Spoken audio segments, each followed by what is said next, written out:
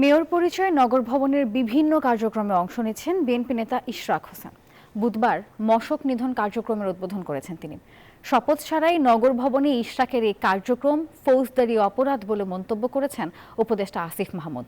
সচিবালয়ে তিনি বলেছেন, রাজনৈতিক উদ্দেশ্য হাসিলেই কেউ তাকে মিসগাইড করছে। এদিকে উপদেষ্টা আসিফের সঙ্গে সংশ্লিষ্ট সকল দফতরের অন্যায় দুর্নীতি খুঁজতে দুদকের প্রতি আহ্বান জানিয়েছেন ইশরাক। বুধবারও নগর ভবনে বিক্ষোভ করেন ইশরাকের সমর্থকরা।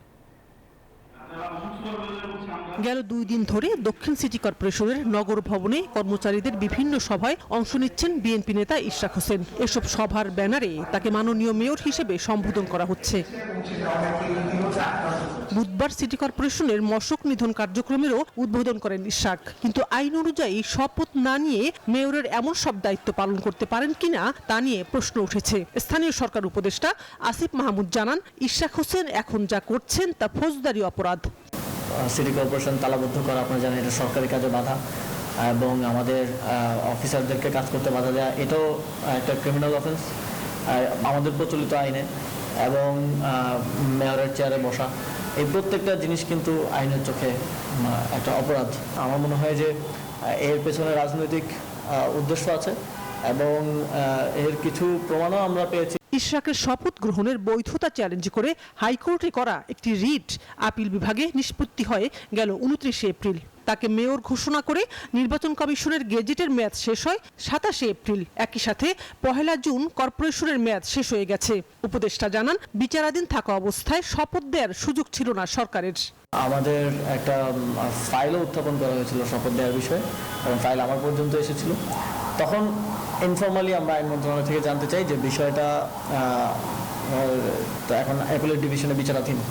এখন এই বিষয়ে আমাদের কি করণীয়, কি অ্যাটর্নি জেনারেল সহ বাকিদের সাথে আলোচনা করে আমাদেরকে এটাই জানানো হয়েছে যে যেহেতু বিষয়টি বিচারাধীন, এই মুহূর্তে শপথ দেওয়ার সুযোগ নেই, এটা কন্টেম্প্ট অফ কোর্ট হওয়ার সম্ভাবনা আছে। এদিকে ইশরাক হোসেনকে মেয়র হিসেবে দ্রুত শপথ পাঠ ও সিটি কর্পোরেশনের দায়িত্ব বুঝিয়ে দেয়া এবং উপদেষ্টা আসিফ মাহমুদের পদত্যাগের দাবিতে বুধবারও নগর ভবনের সামনে বিক্ষোভ করেন ইশরাক সমর্থকরা। আমরা ঢাকাবাসীর পক্ষ থেকে বলতে চাই, অতি সত্বর উনি শপথ পড়িয়ে দায়িত্ব বুঝায় দিন।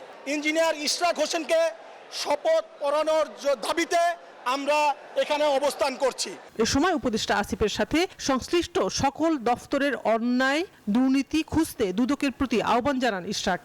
স্থানীয় সরকার উপদেষ্টা সেও ক্রমাগত মিথ্যাচার করেছে আমাদের এই আন্দোলন নিয়ে। সে বারে বারে বলেছে এখানে আইনি জটিলতা রয়েছে, এখানে সাবজুডিস ম্যাটার রয়েছে এবং অন্যান্য কথা বলেছে।